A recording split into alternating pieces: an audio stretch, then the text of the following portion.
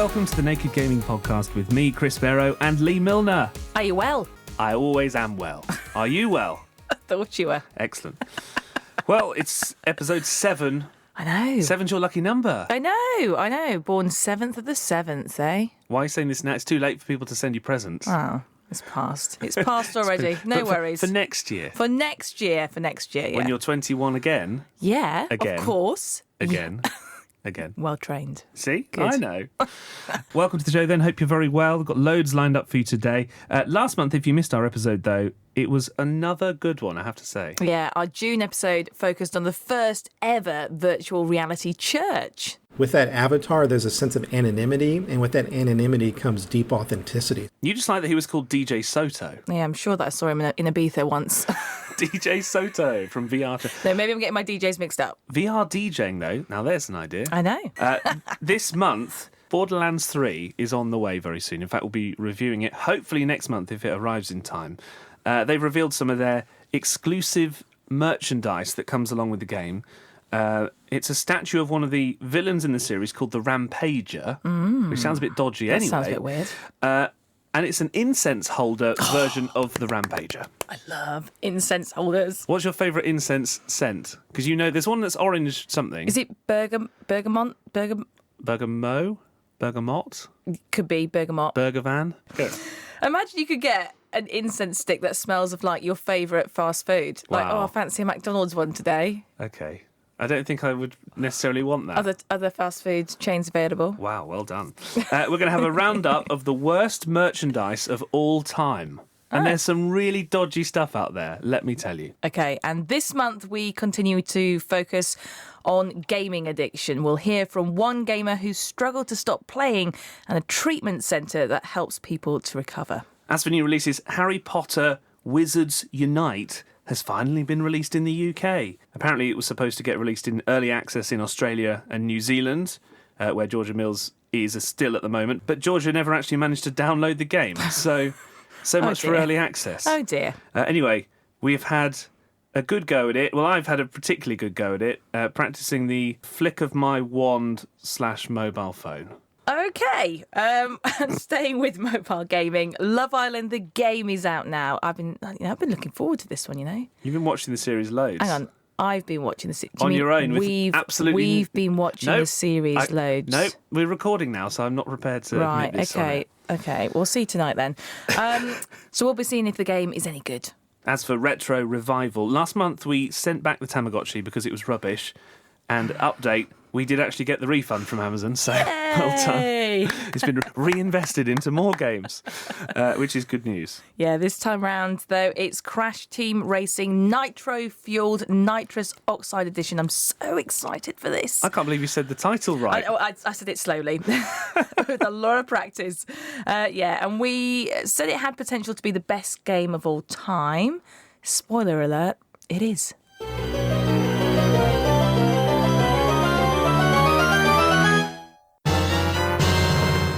First up today, our Gaming Tat correspondent, Alex Rhodes, has been looking at the worst gaming merchandise that has ever been released. 5. Gaming company Numskull has revealed its official range of Borderlands 3 merchandise, and the highlight, a 37cm tall statue of the new villain of the series, the Rampager, that you can use as an incense holder. Because who doesn't need a branded incense holder to help them rampage their way to a state of zen relaxation? 4. When Fallout 76 came out, there was a special Power Armor edition, yours for a hefty £199, that included a wearable helmet and a bag to keep it in. You might also recall the false advertising backlash when people realised that the bag was nylon instead of the canvas promised by the promotional material. Well, Bethesda has sent out replacement canvas bags now, so everyone's happy, right? No, the new bags certainly are canvas and seem to be a vast improvement, but some people still aren't satisfied, saying it's too thin and isn't military-grade canvas, just in case you have to use it in an actual nuclear apocalypse. And if you thought that was bad, then you haven't played the game itself. 3. In at number 3, it's Mass Effect 3. If you got the Collector's Edition from EB Games, you got a metal game case, an in-game weapon, and a bizarre-looking inflatable Omni Blade. It's worth a Google, but for reference, it looks just like a giant inflatable middle finger, which coincidentally was what most reviewers and fans thought of the ending. 2. Sonic the Hedgehog is an iconic part of many of our childhoods and remains a hit with the youth today. So what would you think to give out to the fans on the game's 10th anniversary? A toy? A remake of the first game? No. Sega decided to go with a crystal wine glass. That's right, Sega released a special edition wine glass for a game suitable for all audiences. Can't down a Chateau Neuf de Pape in one? You're too slow! 1. Angry Birds, the casual game that took the mobile software markets by storm. There's just about every kind of Angry Birds merchandise that you can think of, as well as a pretty terrible movie. But clearly they used up all their good ideas pretty quickly. So someone in the merchandise department went to work, sat down at their desk and thought long and hard for a different way to flog that horse. What did they come up with? A bra! That's right, a bra. There's an Angry Bird on one side and a green pig on the other. Please insert your own joke.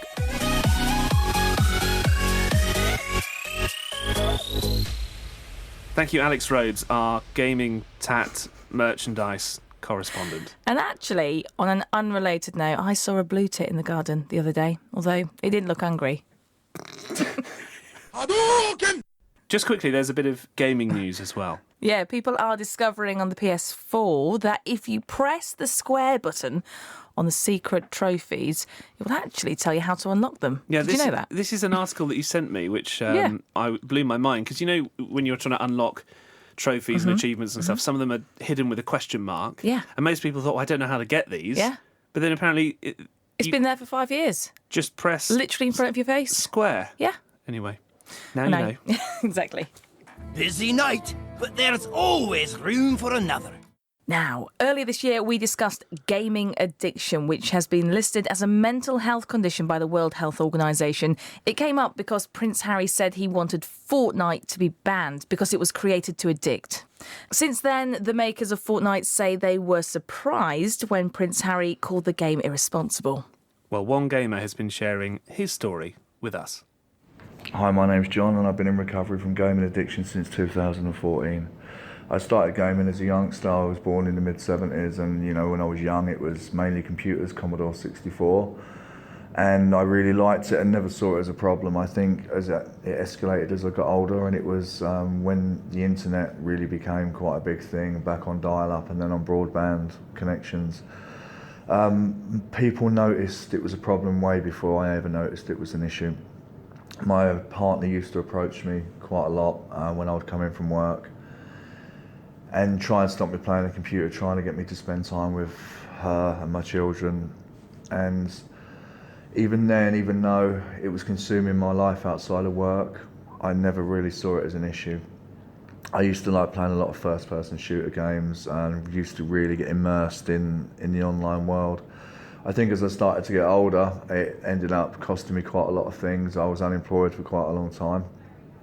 And when I was unemployed, I just sunk into the world even more. It becomes sort of an escape from me, just a way to get away from the way I was feeling and just to deal with everyday life.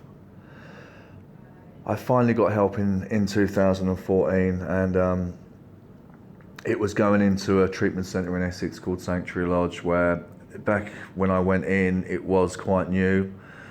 And when I went in, I learned that really the gaming was an escape for me. It became a way to actually deal with everyday life. And it was myself. I needed to have a look at really what was going on inside that was causing the problems, you know, why I was needing to escape from the real world and into this world.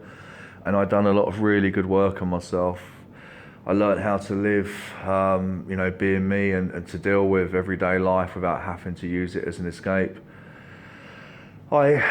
Since leaving the treatment centre, I've had varying degrees of actually staying completely abstinent. I don't believe for someone like myself that there is any moderating it. For me, it would come under the same category as any other type of addiction. I have, over the last sort of 4.5 years or so, convinced myself on a couple of occasions that my time away from it would qualify me, you know, to be able to do it normally.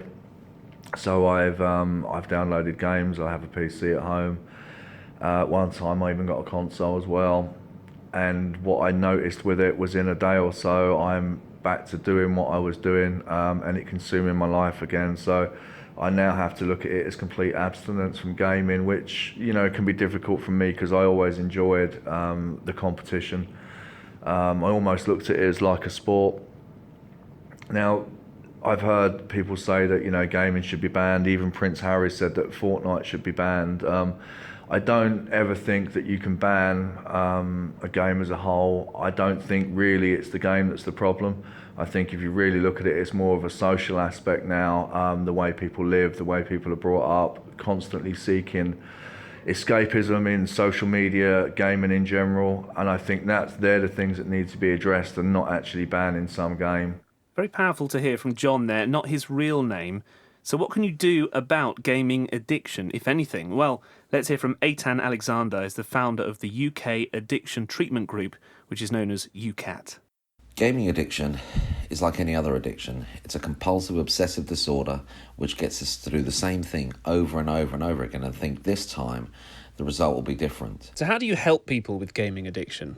We look at the underlying root causes because ultimately addiction itself is the manifestation of something where I've got a hole somewhere, a void which I need to fill. And with the gaming, he fills it with gaming. But really, it's about the root causes. We would look at their low self-esteem or the fantasy world that they're entering into instead of their everyday life and what they're trying to escape from. And instead of trying to address these issues in a healthy way, they sweep it under the carpet, and we look underneath the carpet through talking therapies, and what we need to look at is through group therapy within treatment in a safe setting is those commonalities where people get some identification of what's truly going on for them. And do we know who it's most likely to affect? Gaming addiction can affect anyone of any age, gender, race or sex, as addiction does not discriminate against anyone. There's this thought process that it is a younger generation. Generally, it would be, but when the gaming's been around now for long enough, where you would find, people in their 30s and 40s who are playing and spending extreme amounts of time. And most people who come in, they may be using drink or drugs around this as well, so that they can stay out for longer. But ultimately, this addiction can affect anyone. Thanks to Eitan Alexander from UCAT. And if it's something you've experienced, let us know. gaming@nakedscientist.com. Now, we'll continue looking at gaming addiction. Let's hear from Dr. Pete Etchells, who's written a book called Lost in a Good Game, Why We Play Video Games and What They Can Do for Us. Part of the book is about my dad, and my dad died when I was 14 of motor neurone disease. And I talk in the book about how games played a big role. At the time, I didn't realise it so much, but looking back and thinking about it in the context of the book, I realised that games played a big role both in terms of how I processed his diagnosis and how I tried to deal with the aftermath of his death. I don't really want to say everybody should play video games to get over grief and things like that, because I don't think it will work for everybody in the same way. It did work for me, and I'm very thankful for that, though. When you hear about gaming and people playing games, it usually tends to be that the word addiction is not too far down the line, and we've, in fact, on this podcast, in previous episodes, a couple of months ago, we spoke about gaming addiction and the World Health Organization classifying it as kind of like a mental health condition, but also there's treatment centres for gaming addiction. And I guess it's interesting because you sort of came at it that you wanted to basically say, well, hang on a second, some of the scientific research here is not pointing towards that conclusion. So there's a group of scientists who argue that it's perhaps a little bit too premature to formally diagnose something such as gaming disorder, because really the scientific research isn't quite there yet. And I think our argument comes from the fact that we don't really have a good handle yet on what gaming addiction or gaming disorder, or however you want to label it, what it actually looks like and who it affects. And I think that's the key problem. So I'd say that, everybody on both sides of the debate is trying to do the right thing. And I don't think anybody is suggesting that there aren't some people out there for whom gaming can become a really problematic thing. Thanks to Dr. Pete Etchells from Bath Spa University, and his book Lost in a Good Game is out now.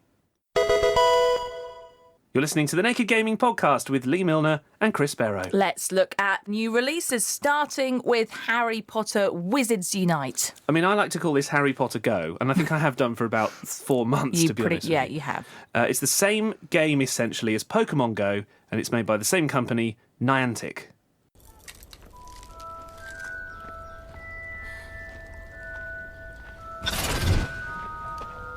Was that? No way.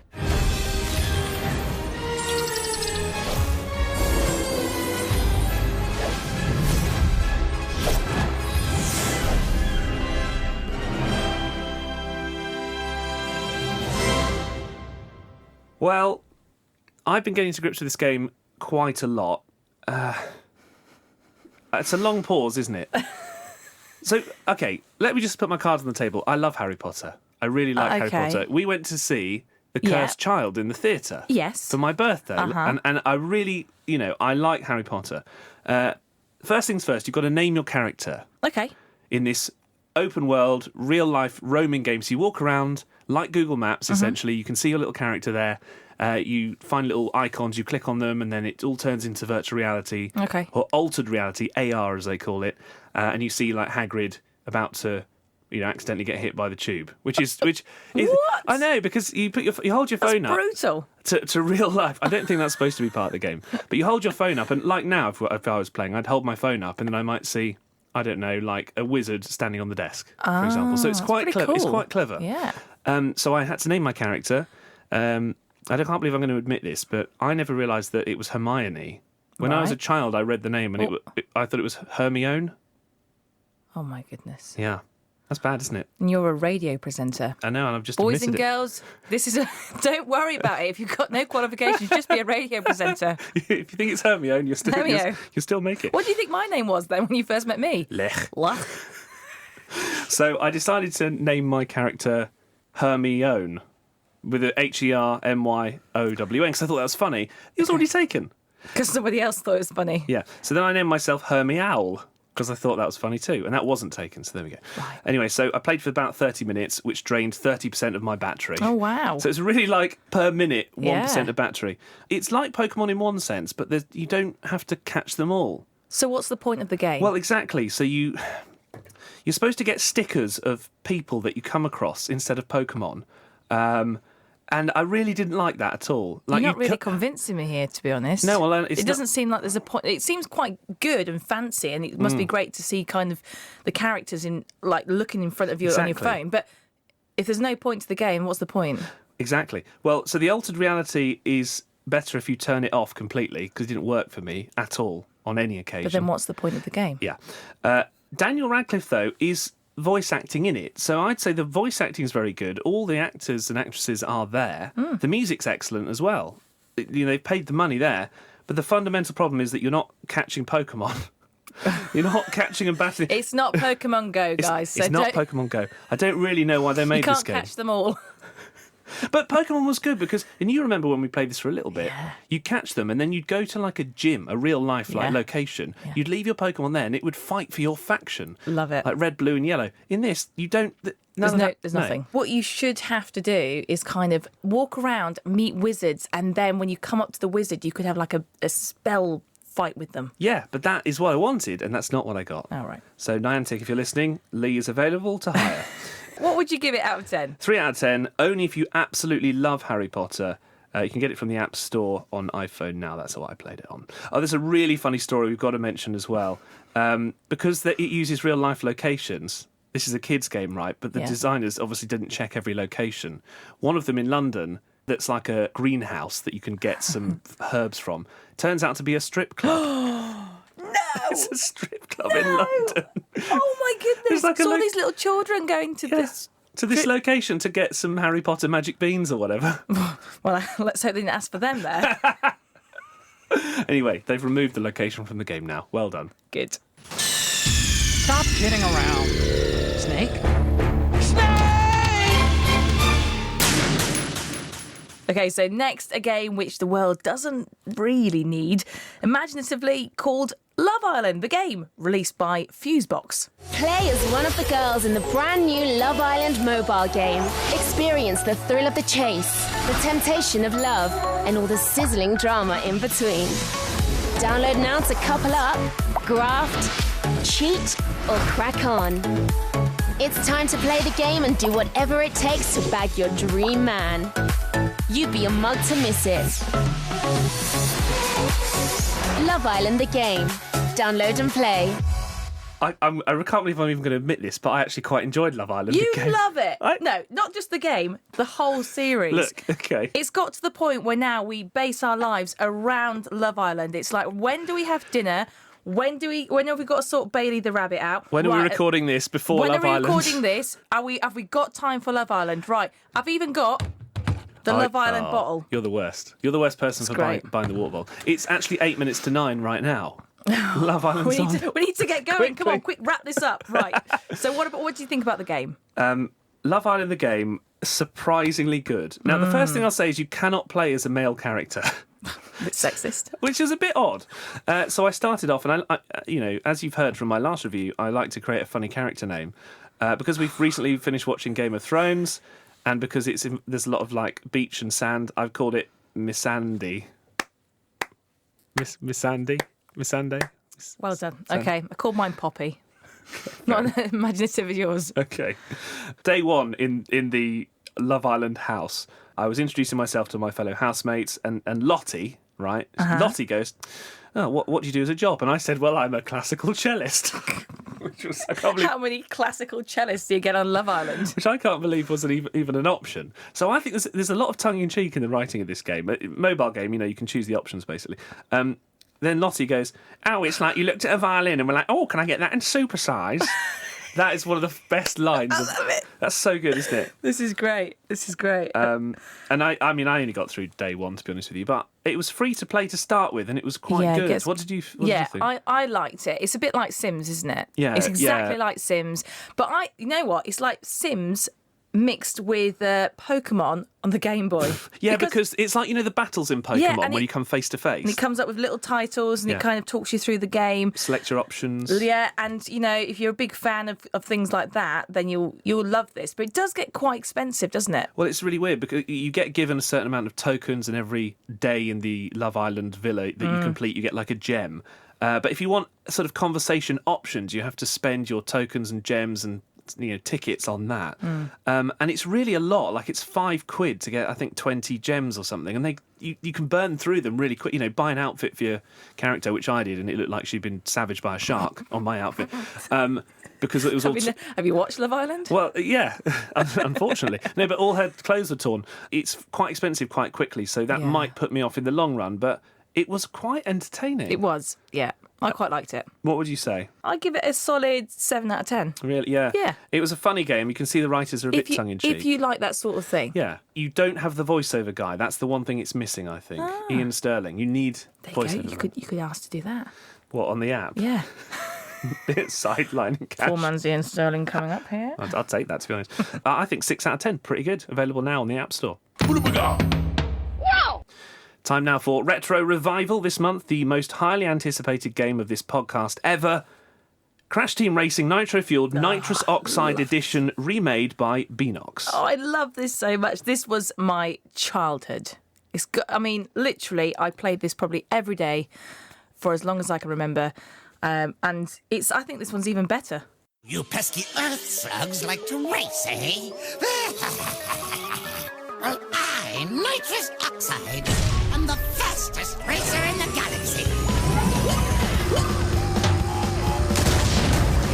You're no match for me. Get ready to race for the fate of your planet. So was it as good as you remember? Because you played a lot of Crash Team Racing. Yeah. It brought back all those memories. And I think I think it definitely is better than the original. Just because you can see what's going on a bit more, it's got more levels, more choice of characters, the graphics are so much better. It's just enhanced the superb game that it already was. And what I really like about it, because I actually didn't play the original, but you can choose go-karts and, character models that were the original ones that look quite blocky. So you can get that kind of original feeling, but it's such a smooth running game.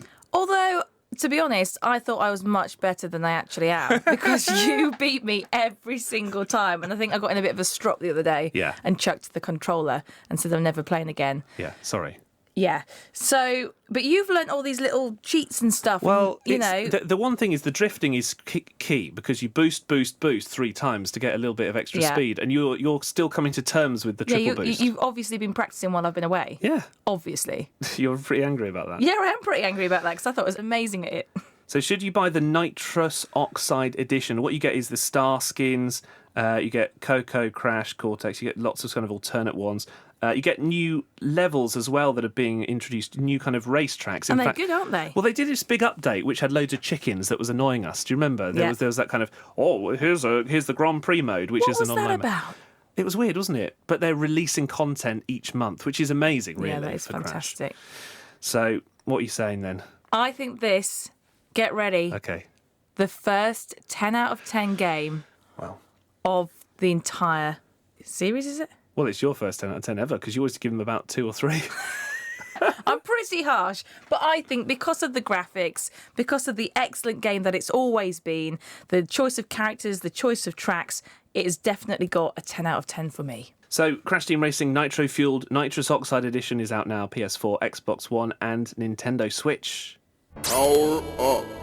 And that's it for this month. Next time, I'm hoping to get hold of one of the new edition Tamagotchis, coming very soon. Can't wait. I think it's got one extra button, and also it's in colour, and they can get married. So I think our goal should be for our characters That's nice. to get married. It's just got to be better, though, than the last one. You killed it in one day. I didn't kill it. It died. It died on its own. Because you didn't feed it. I did feed it, yeah. If you want to hear how that happened, let's remind ourselves of how it went down. No. Pancake Face is dead. I don't think he lasted 24 hours. Yeah, I hope you can keep it alive for more than a day this time round. Hopefully they'll be released in time. Anyway, we'll see you next time. And if you'd like to get in touch with us, remember, email gaming@nakedscientist.com.